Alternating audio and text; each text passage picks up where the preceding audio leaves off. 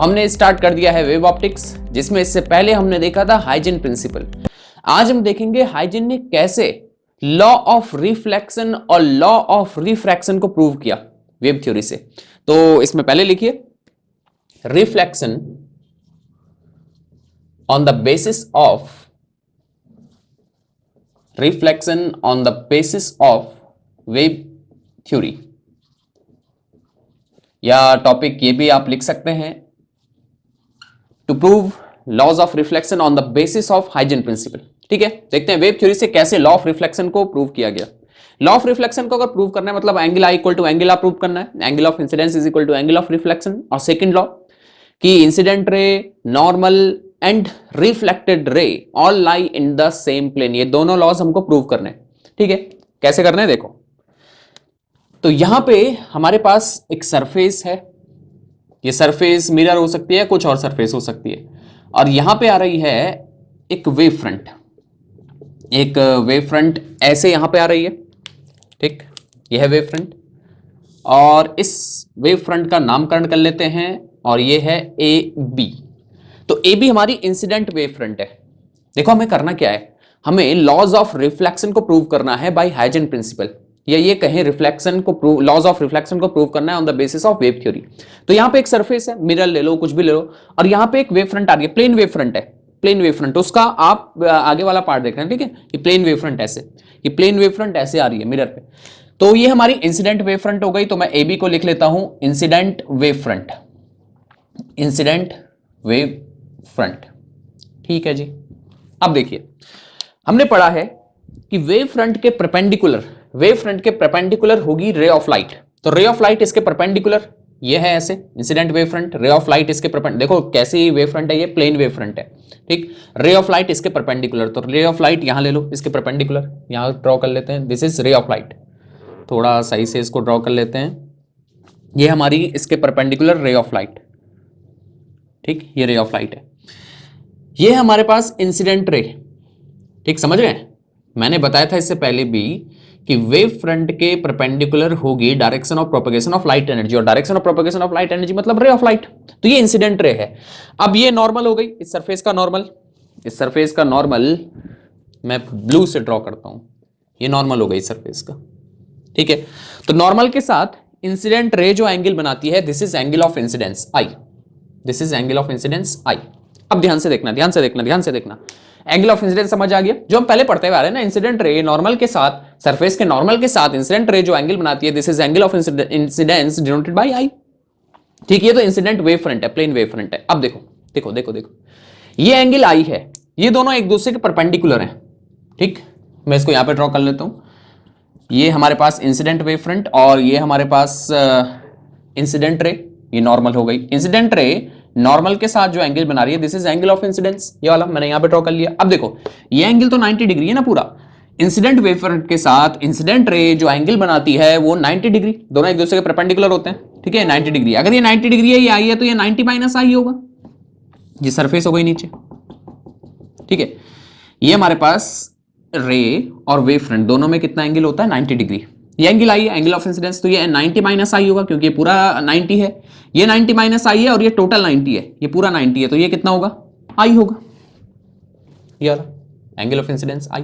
नहीं आया समझ में, नहीं आया समझ में, नहीं आया समझ में, एक बार फिर से, ये वाला एंगल 90, क्योंकि वेव फ्रंट के परपेंडिकुलर है इंसिडेंट रे, ये 90, ये आई, तो ये 90 माइनस आई, ये वाला। ठीक, 90 माइनस आई। अब ये नॉर्मल है, तो ये पूरा 90 होगा, परपेंडिकुलर ये पूरा 90 होगा, ये पूरा 90 होगा, जिसमें से 90 माइनस आई ये है, तो ये कितना है, आई। ठीक, तो ये है आई। तो हम ये भी कह सकते हैं कि इंसिडेंट वेव फ्रंट सरफेस के साथ जो एंगल बनाती है वो एंगल ऑफ इंसिडेंस होता है। फिर से, इंसिडेंट रे के लिए एंगल ऑफ इंसिडेंस कौन सा होता है, नॉर्मल के साथ देखना पड़ेगा। इंसिडेंट रे के लिए एंगल ऑफ इंसिडेंस किसके साथ होता है, सरफेस के नॉर्मल के साथ। और इंसिडेंट वेव फ्रंट के लिए एंगल ऑफ इंसिडेंस कौन सा होता है, सरफेस के साथ। रे के लिए नॉर्मल के साथ, वेव फ्रंट के लिए सरफेस के साथ। ठीक है, इतनी बात समझ के अब देखो, हमें angle I equal to angle R prove करना है वेव थ्योरी से, हाइजन प्रिंसिपल से। ठीक, तो ये हमारे पास इंसिडेंट वेव फ्रंट, ये एंगल आई हो गया। इतना समझ गए? ठीक है, अब देखो आगे। सपोज हम लेते हैं कि टाउ टाइम में वेव फ्रंट का ये वाला पॉइंट यहां नीचे पहुंच गया। ठीक, वेव फ्रंट का ये पॉइंट यहां पहुंच गया, कितने टाइम में? टाउ टाइम में। ठीक है, अच्छा यहां पे एक और रे ड्रॉ कर लेते हैं, यहां पे भी की, यहां पे भी। तो रे ऑफ लाइट एक ये भी हो गई, ठीक है, ये भी रे ऑफ लाइट हो गई, ये इसके परपेंडिकुलर, जैसे यहां पे रे ड्रॉ की ना वैसे यहां पे रे ड्रॉ कर ली। ठीक है, हमने लिया कि टाउ टाइम में इस वेव फ्रंट का ये बी पॉइंट यहां सी पे पहुंच गया, जो रे ऑफ लाइट है उसी के अलोंग, ऐसे कितने टाइम में? टाउ टाइम में। फिर से देखो, फिर से देखो, टाउ टाइम में वेव फ्रंट का, इंसिडेंट वेव फ्रंट का बी पॉइंट सी पे पहुंच गया। ठीक, तो हमने कहा रिफ्लेक्टेड वेव फ्रंट ड्रॉ करो, रिफ्लेक्टेड वेव फ्रंट आपको ड्रॉ करनी है। ठीक, तो तरीका क्या है वेव फ्रंट को निकालने का? हमारे पास एक वेव फ्रंट गिवन है, टाउ टाइम के बाद की वेव फ्रंट निकालो, तो हाइजेन प्रिंसिपल यहां पे अप्लाई कर लो। टाउ टाइम के बाद की वेव फ्रंट अगर ड्रॉ करनी है तो देखना पड़ेगा कितना डिस्टेंस आगे ट्रेवल कर जाएगी wave front, distance equal to speed into time, और इस मीडियम में सपोज स्पीड है v, तो कितना आगे निकल जाएगी? v tau. तो v टाउ रेडियस का हमें स्फीयर ड्रॉ करना है, v टाउ रेडियस का स्फीयर ड्रॉ करना है। स्फीयर पूरा ड्रॉ नहीं करते, आर्क ड्रॉ कर दो। तो ये यहां से हमने कहा टाउ टाइम ऐसा टाइम है, टाउ ऐसा टाइम है, टाउ ऐसा टाइम है जब वेव फ्रंट का बी पॉइंट सी पे पहुंच गया, सरफेस पे स्ट्राइक कर रहा है। ठीक, तो हमने कहा भाई इसके बाद की वेव फ्रंट ड्रॉ करो, टाउ टाइम के बाद की। ठीक है, तो हमने कहा वी टाउ रेडियस का एक आर्क ड्रॉ करना है यहां से, तो हमने एक आर्क बनाया यहां पे, ये ऐसे। ठीक, ये वेव फ्रंट का बी पॉइंट यहां पहुंच गया, तो ए वाला ऊपर निकल जाएगा, ये वाला पॉइंट ऊपर निकल जाएगा, नीचे थोड़ी आएगा, रिफ्लेक्शन हो रहा है ना, ये रिफ्लेक्शन हो रहा है। तो ये ऐसे समझो ना, वेव फ्रंट ऐसे आ रही है, ठीक, ऐसे समझो वेव फ्रंट ऐसे आ रही है, ये ऐसे आ रही है। पहले ये वाला पॉइंट मिरर पे स्ट्राइक कर गया, सरफेस पे स्ट्राइक कर गया, तो ये ऊपर निकल जाएगा, ये ऐसे। देखो समझ में आ रहा है कैसे बनने वाली है वेव फ्रंट? ये आ गई, इस पर टकरी, ये ऐसे चली जाएगी। ठीक, फिर से देखो, वेव फ्रंट का, इंसिडेंट वेव फ्रंट का टाउ टाइम ऐसा टाइम है जब बी वाला पॉइंट सी पे पहुंच गया। तो टाउ टाइम बाद के अगर वेव फ्रंट आपको निकालनी है, तरीका क्या है हाइजेन प्रिंसिपल वाला, कि वी टाउ का जितनी डिस्टेंस ट्रेवल कर गई wave, distance equal to speed into time, V tau का एक, वी टाउ रेडियस का एक स्फीयर बनाओ, एक आर्क कट करो, कर दिया। ये वाला पॉइंट ऊपर कहीं पहुंच जाएगा, तो ये भी वी टाउ का कट करो, वी टाउ रेडियस का एक स्फीयर बनाओ, एक आर्क बनाओ यहां पे, तो ये बन गया यहां पे ऐसा।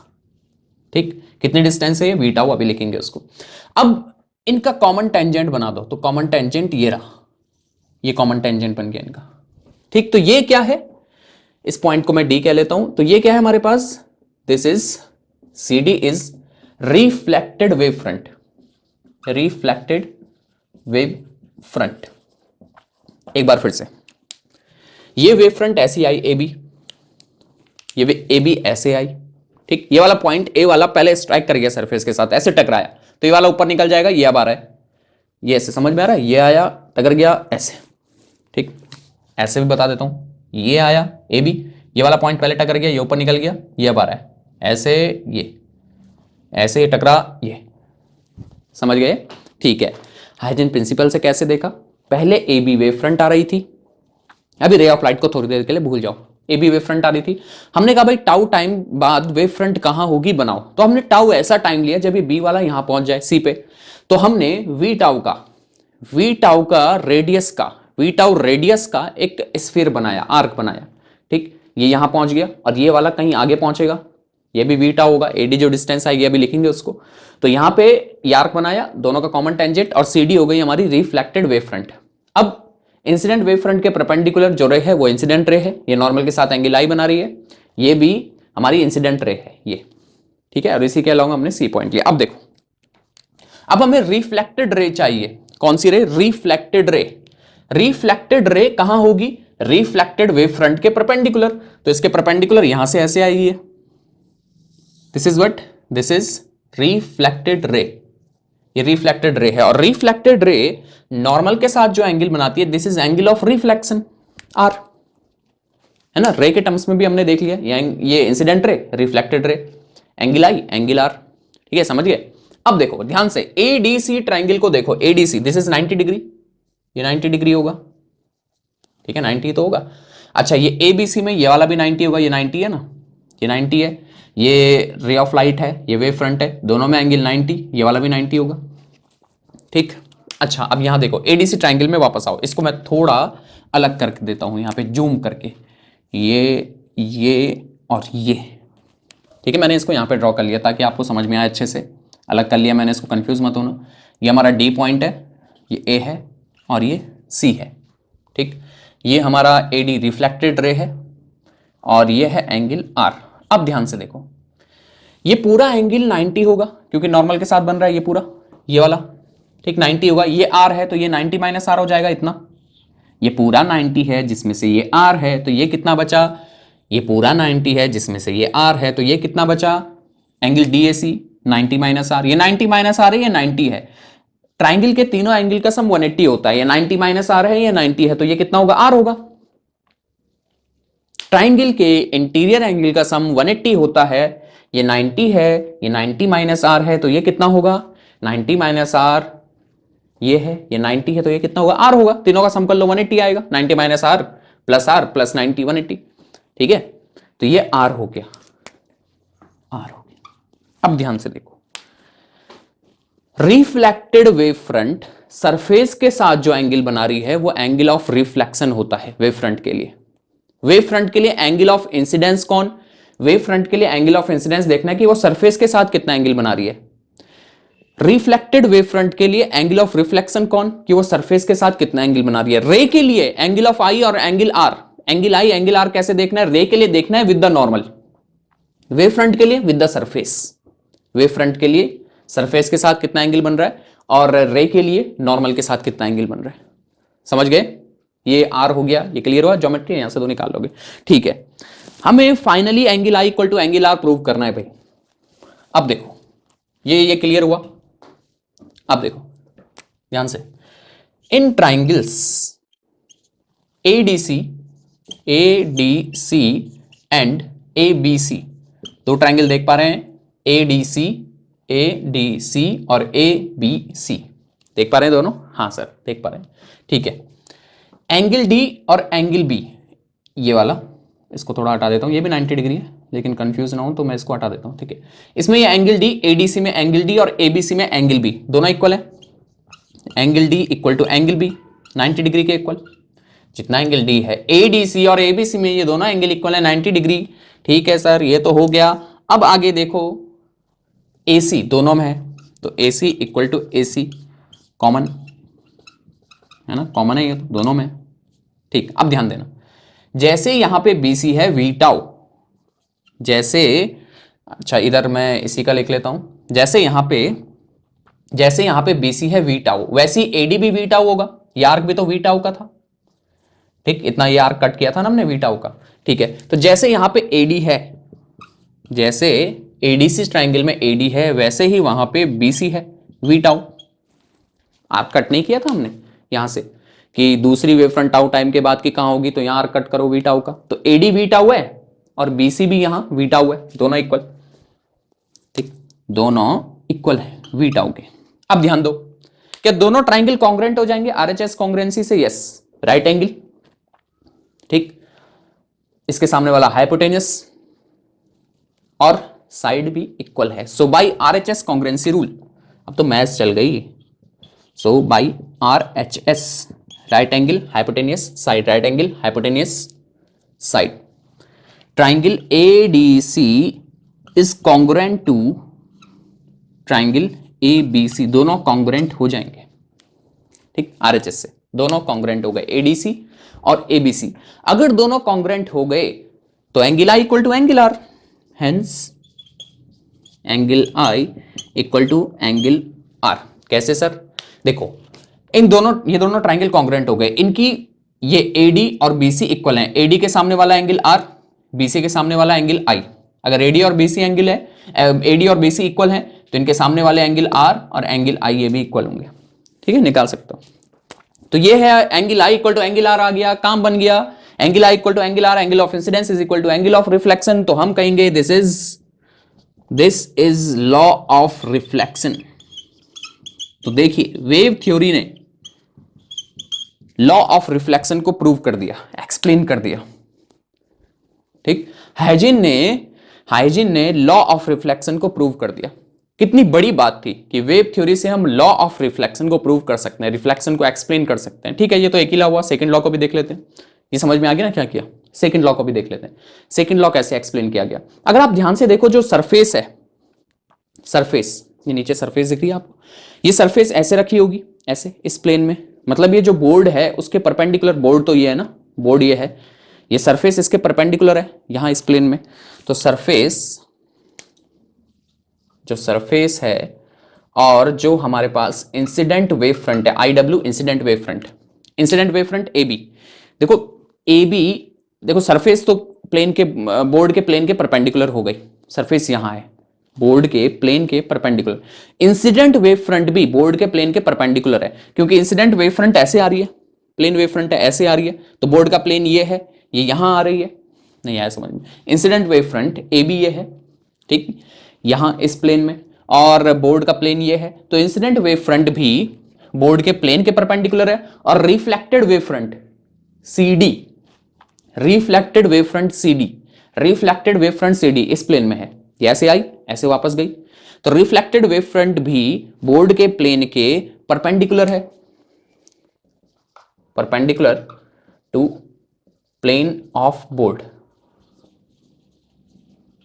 ठीक है, अब आप बोर्ड ही मत लिख देना, आप कॉपी में ड्रॉ कर रहे हो तो कॉपी लिखना। ठीक, फिर से surface, incident wave front, reflected wave front, तीनों बोर्ड के प्लेन के परपेंडिकुलर हैं। ठीक हो गया इतना? अच्छा, अब सरफेस के परपेंडिकुलर है नॉर्मल। सरफेस के परपेंडिकुलर कौन है? नॉर्मल, जो ब्लू से ड्रॉ की मैंने। इंसिडेंट वेव फ्रंट के परपेंडिकुलर, इंसिडेंट वेव फ्रंट जो कि AB है। इंसिडेंट वेव फ्रंट कौन है? AB। AB के परपेंडिकुलर है इंसिडेंट रे, IR लिख लेता हूं शॉर्ट में, इंसिडेंट रे। और reflected wave front CD, reflected wave front के परपेंडिकुलर है रिफ्लेक्टेड रे, रिफ्लेक्टेड रे। नहीं आया समझ में? सरफेस के परपेंडिकुलर नॉर्मल, ब्लू में नॉर्मल दिखाई मैंने, इंसिडेंट वेव फ्रंट के परपेंडिकुलर इंसिडेंट रे, और रिफ्लेक्टेड वेव फ्रंट के परपेंडिकुलर रिफ्लेक्टेड रे। तो अगर ये तीनों कहां लाई कर रहे हैं? Perpendicular to the plane of board. तो ये तीन, ये नॉर्मल, इंसिडेंट रे, रिफ्लेक्टेड रे, इन तीनों के परपेंडिकुलर हैं। तो मतलब ये तीनों कहां लाई करेंगे? अगर ये बोर्ड के प्लेन के परपेंडिकुलर हैं तो इनके परपेंडिकुलर बोर्ड के प्लेन में लाई करेंगे, मतलब सेम प्लेन में, लाई इन सेम प्लेन। और कौन से plane? In the plane of board. ठीक है, नहीं आया समझ में? आप अपनी कॉपी का प्लेन लिखना, ठीक है, तो ये पेपर का प्लेन लिखना। एक बार फिर से, surface, incident wave front, reflected wave front, तीनों बोर्ड के प्लेन के परपेंडिकुलर हैं। ये सरफेस हो गई, इंसिडेंट वेव फ्रंट हो गई, रिफ्लेक्टेड वेव फ्रंट हो गई, तीनों बोर्ड के प्लेन के परपेंडिकुलर है। ठीक है, अब इनके परपेंडिकुलर नॉर्मल, इंसिडेंट रे और रिफ्लेक्टेड रे हैं। अगर ये बोर्ड के प्लेन के परपेंडिकुलर हैं तो इनके परपेंडिकुलर बोर्ड के प्लेन में होंगे, मतलब तीनों सेम प्लेन में होंगे, all lie in the same plane. और यही तो है सेकंड लॉ ऑफ रिफ्लेक्शन, कि normal, incident ray, reflected ray all lie in the same plane, सब सेम प्लेन में। अगर प्लेन भी देखें इनका तो कौन सा है? जो बोर्ड का प्लेन है। ठीक, तो हमने दोनों लॉ यहां पे प्रूव कर लिए। फर्स्ट लॉ, रिफ्लेक्शन का फर्स्ट लॉ क्या? Angle I equal to angle R, और normal, incident ray, reflected ray all lie in the same plane. ठीक है, एक बार फिर से देखें यहां पे क्या हुआ। ये इंसिडेंट वेव फ्रंट आई, ये वाला पार्ट, ए वाला पॉइंट इसका पहले टकरा सरफेस से, ये ऊपर निकल गया, ये बार है। ठीक, और रे हमने इसके परपेंडिकुलर बना ली ऐसे। यहां पे दोनों ट्रायंगल कॉन्ग्रुएंट हमने प्रूव कर लिए, क्योंकि ये दोनों एंगल 90 डिग्री, ये वीटाओ ये वीटाओ, AC कॉमन, कॉन्ग्रुएंट है तो angle I equal to angle R, simple. ठीक, और बाकी है, क्लियर हो गया? तो ये है law of reflection on the basis of wave theory, ये कहें कि on the basis of Huygens principle. समझ में आ गया? कर लो इसको। अब हम लॉ ऑफ रिफ्रैक्शन इसको प्रूव करते हैं। ये हो गया, इसको हटा दिया जाए, यस सर। तो अब सेकंड, इसको हटाओ। अब हम चलेंगे refraction on the basis of wave theory, या to prove law of refraction on the basis of Huygens principle. कुछ भी लिखो, लिखो इसमें refraction, refraction on the basis of wave theory. ठीक, रिफ्रैक्शन। अगर हमें लॉ ऑफ रिफ्रैक्शन प्रूव करना है, तो कौन सा लॉ प्रूव करना है हमें, कौन सा लॉ लेके आना है, Snell law, sine I upon sine R equal to n/1, यहां तक पहुंचना है। ठीक, चलिए करते हैं, कैसे करेंगे। ये हमारे पास इंटरफेस, ये है मीडियम 2 और ये है मीडियम 1, ये एयर ले लो, वाटर ले लो, कुछ भी ले लो। ठीक, फिर से वही, यहां पे हमारे पास इंसिडेंट वेव फ्रंट आती है, नामकरण कर लो ए और बी। ए बी क्या है, ए बी है हमारे पास इंसिडेंट, देखो बहुत इजी है, बहुत इजी है, अच्छे से देखो, incident wave front, incident wave front. ठीक है, तो रे कहां होगी, इसके परपेंडिकुलर, रे इसके परपेंडिकुलर बना लो, ये आ गई रे। ठीक, रे के टर्म्स में लेके चल रहे हैं हम, ताकि आप आई और आर को आइडेंटिफाई कर पाओ। ये इंसिडेंट रे हो गई। ठीक है, इस सरफेस का नॉर्मल भी ड्रॉ कर लेते हैं, इसको मैं ब्लू से ही ड्रॉ करूंगा, इस सरफेस का नॉर्मल, ये आ गया नॉर्मल। ठीक है, अब देखो, देखते जाओ आराम से, कोई दिक्कत नहीं है, समझ में आ जाएगा,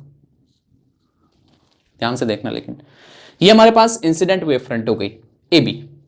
ठीक है, ये हमारे पास क्या है, incident ray, this is angle I, angle of incidence. तो यहां पे जैसे पहले देखा, ये भी आई हो जाएगा, और मैंने बता दिया कि वेव फ्रंट सरफेस के साथ, वेव फ्रंट सरफेस के साथ जो एंगल बना रही है वो उसके लिए एंगल ऑफ इंसिडेंस होता है। इंसिडेंट वेव फ्रंट सरफेस के साथ जो एंगल बना रही है, this is angle of incidence. रे के लिए नॉर्मल देखते हैं, ठीक है ना, इतना बात तो क्लियर हो गया। अब देखो, ध्यान दो, हमें स्नेल लॉ तक जाना है, स्नेल लॉ प्रूव करना है, कैसे करेंगे यहां से देखते जाओ। सपोज हमने लिया कि टाउ टाइम के बाद ये बी पॉइंट यहां पे पहुंच गया, इस सी पे। ठीक, तो हमने कहा भाई टाउ टाइम के बाद की वेव फ्रंट ड्रॉ करो। तो यहां सपोज ऊपर मीडियम 1 में लाइट की स्पीड है v1, लाइट की स्पीड कितनी है v1, मीडियम 1 में लाइट की स्पीड v1 है, तो v1 टाउ रेडियस लेना है स्फीयर का, और यहां पे एक आर्क बनाओ, आर्क का रेडियस क्या लेना है, v1 टाउ, ये आर्क बन गया v1 टाउ। ठीक है, ध्यान से देखते जाना। ठीक, तो ये a वाला पॉइंट यहां अंदर कहीं पहुंचेगा, ये a पॉइंट ये यहां पहुंच गया ना, तो ये a पॉइंट यहां अंदर कहीं जाएगा। तो यहां पे कितने का आर्क लेना है हमें, v1 टाउ का नहीं, यहां पे जो हमें स्फीयर का रेडियस लेना है वो लेना है v2 टाउ, v2 टाउ। यहां दूसरे मीडियम में लाइट की स्पीड सपोज v1 है, और यहां ऊपर लाइट की स्पीड है सपोज v1। मीडियम 1 में लाइट की स्पीड v1, मीडियम 2 में लाइट की स्पीड v2। तो जो यहां पे रेडियस लेना है हमें स्फीयर का, वो v2 टाउ। अब डेंसर मीडियम में जाके लाइट की स्पीड कम हो जाएगी। ठीक, लाइट की स्पीड कम हो गई, v2 is less than v1, यहां ज्यादा थी स्पीड, यहां कम हो गई। तो यहां पे जो v2 टाउ आर्क आएगा, जो v2 टाउ रेडियस आएगा स्फीयर का, v2 टाउ जो रेडियस आएगा वो v1 टाउ से कम होगा, क्योंकि v2 कम हो गया ना, यहां स्पीड कम हो गई, तो यहां वेव कम डिस्टेंस ट्रेवल करेगी, तो ये a पॉइंट यहां तक कहीं पहुंचेगा। तो फिर से हमने टाउ ऐसा टाइम लिया जब b वाला पॉइंट c पे पहुंच गया। ठीक है, टाउ टाइम के बाद की वेव फ्रंट ड्रॉ करनी है। तो यहां पे हमने क्या किया, v1 टाउ का रेडियस का एक स्फीयर लिया, v1 टाउ रेडियस का स्फीयर। ठीक, तो यहां पे हमने एक आर्क बनाया जिसका रेडियस कितना है, v1 टाउ। यहां पे भी यहां से हम एक आर्क बनाएंगे, उस आर्क का रेडियस क्या आएगा, उस स्फीयर का रेडियस क्या आएगा, v2 टाउ, क्योंकि यहां स्पीड v2 है, टाइम सेम है। ठीक है ना, यहां स्पीड है v2, v2 कम होगी, v1 ज्यादा होगी, क्योंकि ये रेयर मीडियम है, ये डेंसर मीडियम है। तो v2 टाउ जो रेडियस आएगा वो थोड़ा कम, ये आर्क बन गया, यहां से ऐसे आर्क बन गया। ठीक है, यहां से ऐसे, यहां से ज्यादा। ठीक, ये कितना हो गया, ये रेडियस कितनी होगी, v2 टाउ, उसको अभी लिखेंगे। इन दोनों को ज्वाइन कर दो, कॉमन टेंजेंट बना दो, कॉमन टेंजेंट, ये सपोज है पॉइंट d। तो CD क्या हो गई, CD हो गई कौन सी वेव फ्रंट, रिफ्लेक्टेड मत बोलना, ये है refracted wave front, refracted wave front. ठीक, ये CD समझ में आ गया इतना। ठीक है, मैं एक और रे लेता हूं यहां से, ये रे तो ये हो गई, एक और रे ऑफ लाइट लेते हैं इसके परपेंडिकुलर। ठीक, और ये C पॉइंट इसी के अलोंग है, इसी पॉइंट इसी के अलोंग है, तो इसको ज्वाइन कर लेते हैं, इसको यहां से ऐसे, ठीक, यहां पे इसको ऐसे ज्वाइन कर लो, इसी पॉइंट इसी के अलोंग है। ठीक, BC कितना हो गया, v1 टाउ हो गया। अब ठीक है, तो ये हमारी जो CD है ये है रिफ्रैक्टेड वेव फ्रंट। खुद सोचो भाई, वेव फ्रंट ऐसे आ रही है, ये वाला पॉइंट A वाला पहले डेंसर मीडियम में जाते तो इसकी स्पीड कम हो जाएगी, इसकी ज़्यादा रहेगी। तो ऐसे, ठीक, ऐसा लग रहा है ना, ऐसे आ रही है, ये घूम गई, ऐसे नहीं आया समझ में, ये ऐसे आ रहा है, ये घूम गई। ऐसे वो गाड़ी आ रही है, एक ट्रक आ रहा है, ट्रक का ये वाला जो टायर है ये पहले कीचड़ में चले गया, पहले रोड में चल रहा था आराम से, ये कीचड़ में चले गया, तो इसकी स्पीड कम हो जाएगी और ट्रक ऐसे घूम जाएगा। ये वाला कीचड़ में गया, ये, तो ये वेव फ्रंट आ रही थी ए बी, ये पहले चले गई डेंसर में, कम हो गई, ये ऐसे स्पीड कम हो गई, ये ऐसे, समझ में आ रहा है, ये ऐसे आ रही थी, ऐसे घूम जाएगी। ट्रक आ रहा था, कीचड़ में चले गया, घूम गया। ठीक है, क्लियर हुई बात? ठीक है, अब देखो ध्यान दो, अब हमें रिफ्रैक्टेड रे बनानी है। वेव फ्रंट तो बन गए, रे बनाना है, क्योंकि रे के टर्म्स में एंगल आई और आर समझ में आएंगे। तो रिफ्रैक्टेड रे कहां होगी? सीडी के परपेंडिकुलर, रिफ्रैक्टेड वेव फ्रंट के परपेंडिकुलर, इसके परपेंडिकुलर बना लो, ये ऐसे और यहां, ये क्या है हमारे पास? ये है हमारे पास रिफ्रैक्टेड रे, रिफ्रैक्टेड रे, ठीक है। और ये एंगल हो गया हमारे पास 90, रिफ्रैक्टेड वेव फ्रंट के साथ रिफ्रैक्टेड रे कितना एंगल बनाएगी? 90, और ये एंगल तो 90 है ही, ठीक। अब देखो, ये हमारे पास एंगल आर हो जाएगा, दिस इज एंगल आर, ठीक है, ये आर हो गया, समझ में आया? ये एंगल आर हो गया, angle of refraction. Refracted ray normal के साथ जो एंगल बनाती है वो क्या है? एंगल ऑफ रिफ्रैक्शन, ठीक। तो ये भी एंगल आर हो जाएगा, कैसे निकाल सकते हो? ये एंगल आर, तो ये कितना हो गया? ये एंगल आर है ना, ये वाला एंगल आर है, ये पूरा 90 है, ये पूरा 90 है नॉर्मल के साथ, ये पूरा 90 है, ये आर है, ये वाला एंगल आर है, मैंने यहां बनाया, यहां पे कर सकते हो, एंगल आर है, तो ये 90 माइनस आर हो गया, ये 90 है तो ये आर हो गया। ये सीधा सीधा देखो, रिफ्रैक्टेड वेव फ्रंट सरफेस के साथ जो एंगल बना रही है वो angle of refraction, refracted wave front surface के साथ जो एंगल बना रही है वो वो एंगल ऑफ रिफ्रैक्शन, ठीक। रिफ्रैक्टेड वेव फ्रंट सरफेस के साथ जो एंगल बना रही है वो एंगल ऑफ रिफ्रैक्शन, ठीक हो गया। कहां से निकला? यहां से भी देखो, फिर से देख लो, ये angle R, angle of refraction ray के टर्म्स में, ये आर है, ये पूरा 90 है, 90 माइनस आर, ये 90 है, तो ये आर हो गया, सही है। अब आगे चलो, अभी देखो इसने लॉ कैसे लेके आते हैं हम यहां से। अब बताओ, ये ए डी, ये डी पॉइंट है, ये डी किसके इक्वल होगा यार? कितने का लिया था ये रेडियस, कितने का लिया था हमने? स्फीयर का रेडियस कितना लिया था? v2 टाउ, ये v2 टाउ हो गया एडी, नहीं आया समझ में? यहां जो हमने रेडियस लिया था वो v1 टाउ, यहां v2 कम हो जाएगा तो रेडियस भी कम होगा स्फीयर का, तो v2 टाउ, ये हमारी रिफ्रैक्टेड वेव फ्रंट बनी थी फिर, ठीक है ठीक है ठीक है, आगे ना समझ में। अब देखो यहां पे साइन आई किसके इक्वल होगा? Sine I in triangle A B C में चले गए, साइन आई किसके इक्वल होगा? Sine I, sine theta is equal to perpendicular, इसके सामने वाला perpendicular, theta equal to perpendicular upon hypotenuse, hypotenuse कितना है? इसके सामने वाला AC, ठीक। साइन थीटा मतलब sine I equal to perpendicular, जो कि इसके सामने वाला है v1 टाउ अपॉन हाइपोटेन्यूस, इसके सामने वाला हाइपोटेन्यूस AC, ठीक है। अब इन ट्राइंगल ADC में चलो, ADC, अब ADC में चले गए, ADC में देखो साइन R किसके इक्वल होगा? साइन R इसके सामने वाला perpendicular v2 tau, sine R equal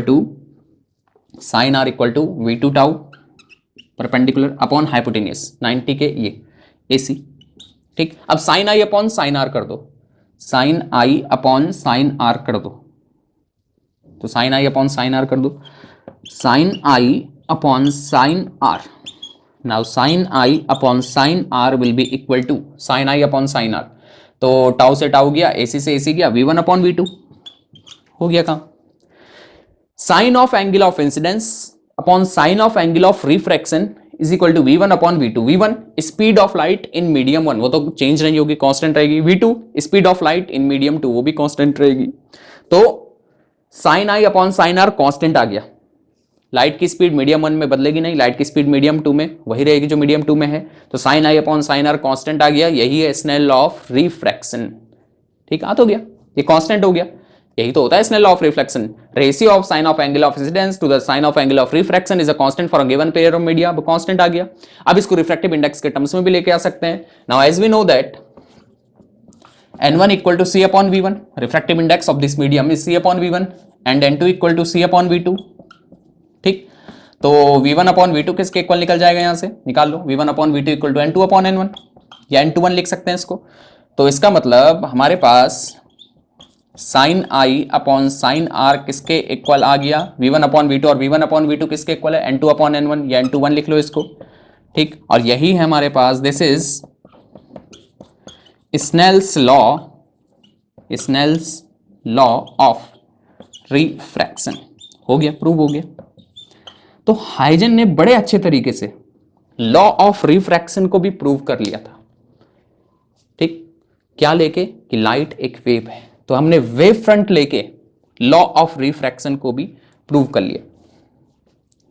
समझ में आ गया, वेव फ्रंट लेके लॉ ऑफ रिफ्रैक्शन को भी हमने प्रूव कर लिया, sine I upon sine R equal to n2 upon n1। Clear हो गई बात, क्या हुआ यहां पे, समझ में आ गया, ठीक है। फिर से देखो, ये A B incident wave front, ये वाला पार्ट पहले ही डेंसर मीडियम में चले गया, ये ऐसे झुक जाएगा, angle I angle R, angle I angle R, sine I equal to v1 tau upon A C, sine theta equal to perpendicular upon hypotenuse, v1 tau upon A C, sine R भी निकाल लिया, v2 tau upon A C, sine I upon sine R कर लिया, v1 upon v2 tau tau गया, ए सी गया, v1 upon v2, अब v1 upon v2 n2 upon n1, हो गया काम खत्म, ठीक। समझ में आ गई चीजें, क्लियर हो गई बात। अच्छा देखो, एक और इंपॉर्टेंट जो यहां से निकला था, अगर angle I equal to angle R होगा, ये लिखने की जरूरत नहीं है जो मैं अब कर रहा हूं, बस मैं समझा रहा हूं। If angle I is equal to angle R, angle I is greater than angle R, मतलब ray of light towards the normal bend होती है। अगर एक मीडियम से दूसरे मीडियम में जाने में, एक मीडियम से दूसरे मीडियम में जाने में ये ray of light towards the normal bend होती है, तो तभी angle I greater than angle R होगा। ये ज्यादा है, ये कम हो गया, ये ज्यादा है, ये कम हो गया, मतलब टुवर्ड्स द नॉर्मल बेंडिंग हो गई। टुवर्ड्स द नॉर्मल मतलब रे ऑफ लाइट गई है रेयर से डेंसर में, तो अगर angle I is greater than angle R होगा तो v1 ग्रेटर देन v2 होगा, ठीक। कलेक्ट करो चीजों को, angle I greater than R, I greater than R मतलब बेंडिंग हुई है टुवर्ड्स द नॉर्मल, मतलब रे ऑफ लाइट गई है रेयर से डेंसर मीडियम में, टुवर्ड्स द नॉर्मल मतलब कहां गई है, रेयर से डेंसर में। तो अगर रेयर से डेंसर में जाएगी तो लाइट की स्पीड कम हो जाएगी, पहले ज्यादा थी कम हो गई, तो लाइट की स्पीड कम हो जाएगी। और ये अलग था कॉर्पस्कुलर मॉडल ऑफ लाइट से। Corpuscular model of light Newton का, उसके अकॉर्डिंग क्या था, उसके अकॉर्डिंग एक था कि अगर रे ऑफ लाइट, बताया था मैंने इससे पहले लेक्चर में, रे ऑफ लाइट रेयर से डेंसर में जाएगी तो इसकी स्पीड बढ़ जाएगी।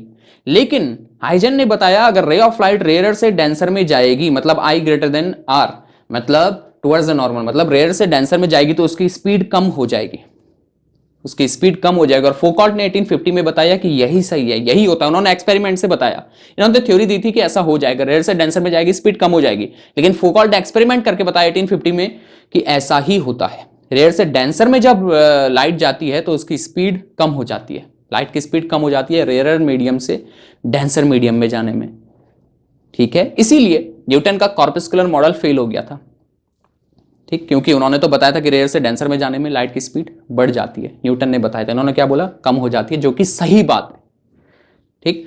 तो हाइजन ने ऐसे लॉ ऑफ रिफ्रैक्शन को प्रूव किया।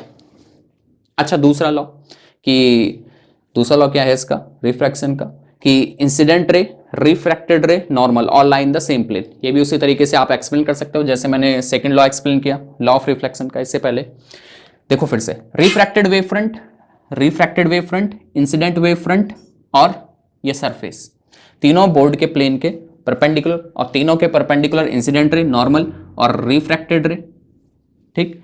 अगर ये तीनों इन तीनों के परपेंडिकुलर हैं तो ये तीनों एक ही प्लेन में लाई करेंगे, मतलब बोर्ड के प्लेन में, जैसे इससे पहले बताया ना मैं वैसे ही, ठीक। तो क्लियर हो गई ये बातें, समझ में आ गया, क्लियर हो गया, ठीक है।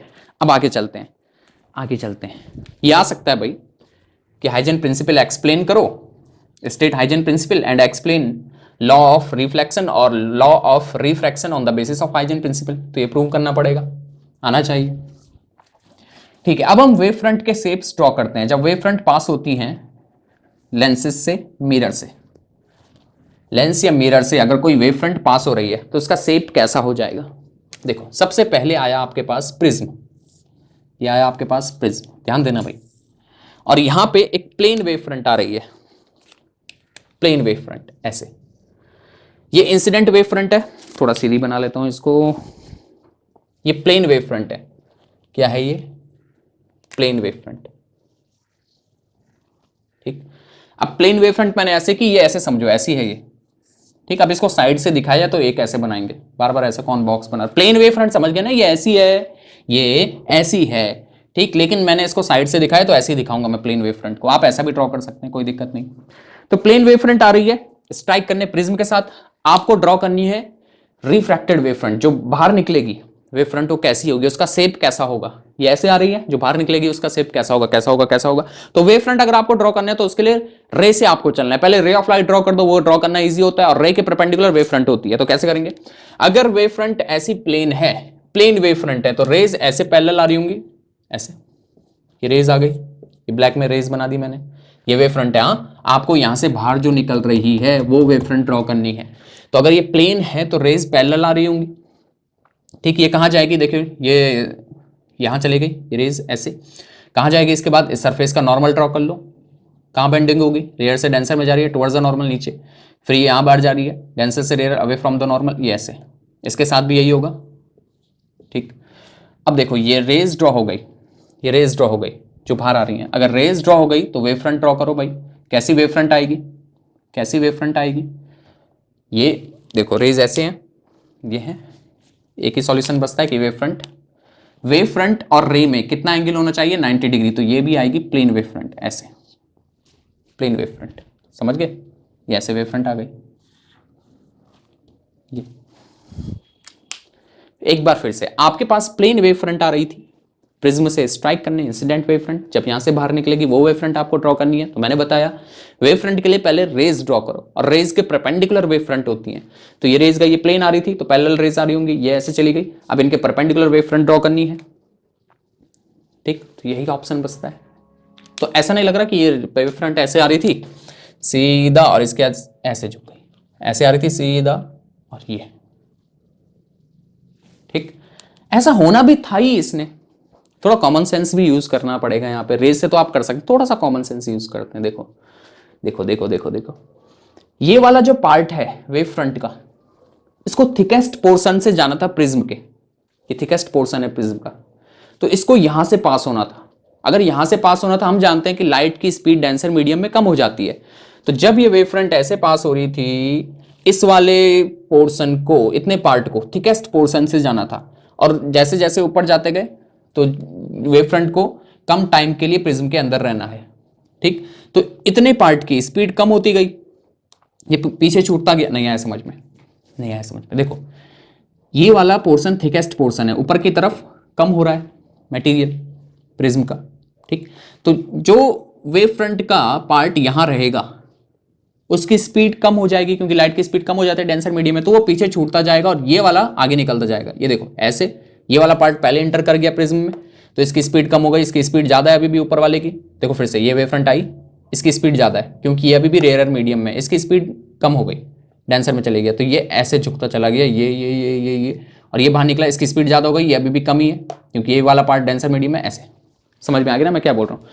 फिर से वेव फ्रंट आई, वैसे रे ऑफ लाइट से कर लोगे कोई दिक्कत नहीं है, लेकिन मैं थोड़ा सा आपको ऐसे भी समझा रहा हूँ कि यहां से आई, इसको ज्यादा देर तक अंदर रहना है प्रिज्म के, जो यहाँ नीचे वाला पोर्शन है, तो ये इसकी स्पीड कम हो गई, ये वाला पार्ट बाहर निकल गया क्योंकि इसको कम पोर्शन में जाना है प्रिज्म के, ये बाहर निकल गया, अभी भी अंदर है, स्पीड कम, और ये झुक गई, ठीक। सेकेंड, ड्रॉ करते हैं object at infinity, convex lens के लिए, कॉन्वेक्स लेंस के लिए वेव फ्रंट ड्रॉ करते हैं जब ऑब्जेक्ट है इन्फिनिटी पे। जो ऑब्जेक्ट इन्फिनिटी पे होगा, रेज आएंगी पैरेलल, ऐसे प्रिंसिपल एक्सिस के पैरेलल, कहां पे कन्वर्ट कर देगा कॉन्वेक्स लेंस को, फोकस पे, ठीक। ऑब्जेक्ट इन्फिनिटी पे है, रेज ऐसे पैरेलल आई प्रिंसिपल एक्सिस के पैरेलल, कॉन्वेक्स लेंस ने इनको कन्वर्ट कर दिया फोकस पे। जो रेज प्रिंसिपल एक्सिस के पैरेलल आती हैं वो कन्वर्ट हो जाती हैं फोकस पे, पर पैरेलल क्यों आ रही है, क्योंकि ऑब्जेक्ट है इन्फिनिटी पे, ठीक है। तो वेव फ्रंट ड्रॉ करो, इंसिडेंट वेव फ्रंट कैसी होंगी, ये रेज पैरेलल है, पैरेलल के लिए कैसी वेव फ्रंट आती है, प्लेन वेव फ्रंट, यस ये वेव फ्रंट आ गई, इंसिडेंट वेव फ्रंट है ये, इंसिडेंट वेव फ्रंट ऐसे,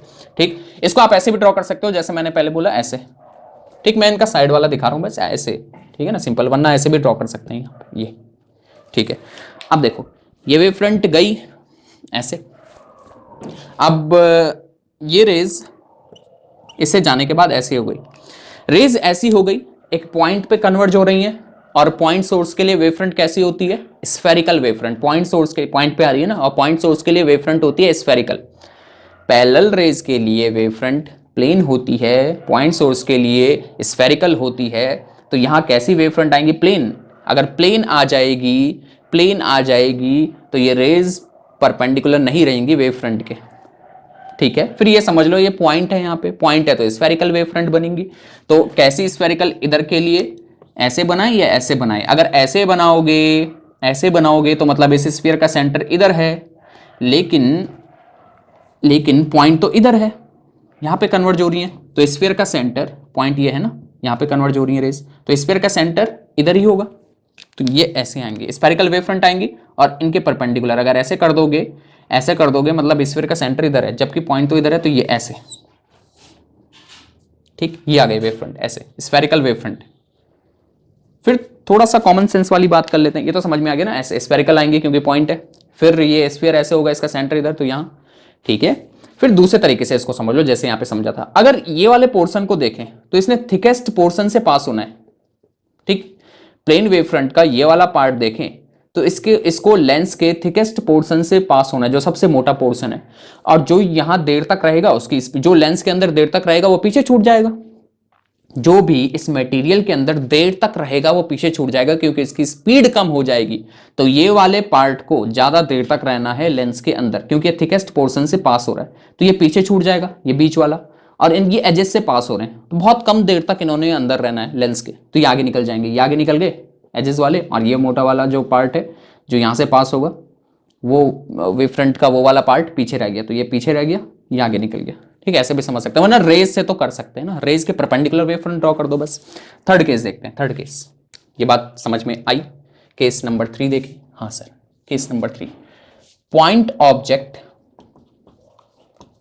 at focus of convex lens, point object convex lens के फोकस में है, तो ये कॉन्वेक्स लेंस है, पॉइंट ऑब्जेक्ट है यहां पे, ठीक, फोकस में, तो फोकस से जो भी रेज निकलती हैं वो आफ्टर रिफ्रैक्शन प्रिंसिपल एक्सिस के पैरेलल हो जाती हैं, ये हमने पढ़ा है, ठीक। फोकस से जो भी निकलती है प्रिंसिपल एक्सिस के पैरेलल, ठीक। तो वेव फ्रंट कैसी आएगी, इंसिडेंट वेव फ्रंट कैसी आएंगी, ये पॉइंट से निकल रही हैं तो इंसिडेंट वेव फ्रंट स्फेरिकल होंगी, स्फीयर का सेंटर किधर होगा, यहाँ, पॉइंट इधर है, तो ये ऐसे वेव फ्रंट, ठीक। ये वाली पैरेलल हो गई, ये पैरेलल रेज, तो यहाँ प्लेन वेव फ्रंट। तो ये है हमारे पास रिफ्रैक्टेड वेव फ्रंट और ये है हमारे पास incident wave front, refracted wave front, ठीक। यहाँ पे उल्टा था, समझ आ गया ना, क्लियर हो गया। खुद सोचो भाई, ऐसी वेव फ्रंट जा रही हैं, इसको थिकेस्ट पोर्शन से पास होना है लेंस के, तो ये वाली देर तक अंदर रहेंगी, ये वाली आगे निकल जाएंगी, तो ये सीधा हो गई, ठीक। आगे fourth, object at infinity for concave lens, concave lens के लिए ऑब्जेक्ट इनफाइनाइट पे होगा, ये कॉनकेव लेंस है, ऑब्जेक्ट अगर इन्फिनिटी पे होगा रेज आएंगी प्रिंसिपल एक्सिस के पैरेलल, अगर ऑब्जेक्ट इनफाइनाइट पे है रेज प्रिंसिपल एक्सिस के पैरेलल, ऑब्जेक्ट अगर इन्फिनिटी पे है रेज प्रिंसिपल एक्सिस के पैरेलल, और अगर कॉनकेव लेंस से गई तो इसको डाइवर्ज कर देगा कुछ इस तरीके से कि ऐसे लगेगा इसके फोकस से आ रही है, यहाँ से आ रही है, ठीक, यहाँ से आती हुई लगती है, कॉनकेव लेंस के लिए तो यही होगा ना, अगर ऑब्जेक्ट इन्फिनिटी पे है तो रेज प्रिंसिपल एक्सिस के पैरेलल हो जाएंगी और आफ्टर रिफ्रैक्शन डाइवर्ज कर देगा, उसको डाइवर्ज कर देगा, ऐसे लगेगा फोकस से आ रही है, ठीक है। तो इसके लिए ड्रॉ करो, तो ये हमारी इंसिडेंट वेव फ्रंट होगी क्योंकि रेज पैरेलल हैं, तो ये incident wave front, plane wave front, ठीक। और ये रिफ्रैक्टेड वेव फ्रंट कैसी होगी, क्योंकि ये पॉइंट से आ रही है तो स्फेरिकल होंगी और स्फीयर का सेंटर इधर है, ये ऐसे। खुद सोचो, कॉमन सेंस वाली बात फिर से कर लेते हैं, इतने पोर्शन को बहुत कम मटेरियल से पास होना है तो ये वाला आगे निकल जाएगा, इसको इतने से ही पास होना है, लेकिन ये वाले पोर्शन को, ये वाले पार्ट को, वेव फ्रंट के ये वाले और ये वाले, इसको वहां से पास होना है जहां पे लेंस का ज्यादा मटेरियल है, तो ये पीछे छूट जाएगा, ये पीछे छूट गया, इतने से पास होना था इसको, ये पीछे छूट गया इतना पार्ट, और ये वाला आगे निकल गया, ये आगे निकल गया, ये पीछे छूट गया, ठीक, समझ गए। एक और कर लें, हाँ एक और कर लेते हैं सर, एक और कर लेता हूँ भाई, आगे तो कुछ भी सकता है, बाकी मैं प्रैक्टिस के लिए दे देता हूँ आपको। देखो मैंने ड्रॉ कर लिया, अच्छे से प्रैक्टिस कर लेना, समझ में आ गया होगा। For concave mirror, object at infinity for concave mirror, अब कॉनकेव मिरर के लिए ऑब्जेक्ट इन्फिनिटी पे है, ये कॉनकेव मिरर ऐसे, ये प्रिंसिपल एक्सिस, ऑब्जेक्ट इन्फिनिटी पे है, रेज प्रिंसिपल एक्सिस के पैरेलल, कॉनकेव मिरर है, ये इसको ऐसे भेज देगा फोकस पे, ठीक, ये ऐसे फोकस पे भेज दिया इसने रेज को, तो इंसिडेंट वेव फ्रंट कैसी होंगी, इंसिडेंट वेव फ्रंट क्योंकि पैरेलल रेज है, इंसिडेंट वेव फ्रंट पैरेलल होंगी। रिफ्लेक्टेड वेव फ्रंट, ये रिफ्लेक्टेड होगी, mirror reflection. Reflected wave front कैसी होगी, क्योंकि पॉइंट पे जा रही है, स्फेरिकल होगी, तो उसका सेंटर इधर होगा, ये हो गई, सेंटर इधर है ना, ये खुद सोचो, कॉमन सेंस वाली बात फिर से। ये wave front incident wave front plane है, ऐसे गई, ये वाले पॉइंट पहले टकर गए मिरर के साथ, ये देखो ऐसे जा रही है, ये वाले पॉइंट मिरर से पहले टकर गए तो रिफ्लेक्ट हो गए, पहले वापस आ गए, ये पहले आ गए, और ये वाला पार्ट जो बीच में ये बाद में जाएगा, ये ऐसे टकरेगा ना, कॉनकेव मिरर ऐसे, तो ये वाला पार्ट बाद में टकरेगा, ये तो ये पीछे छूट गया, समझ में आ गया ऐसे। तो इसमें इतना ही, बाकी देखेंगे आगे। एक बड़ा अच्छा फिनोमिनन हमारे पास आने वाला है, इंटरफियरेंस ऑफ लाइट, उसके बाद डिफ्रैक्शन, तो बहुत मजा आने वाला है वेव ऑप्टिक्स में। Thank you.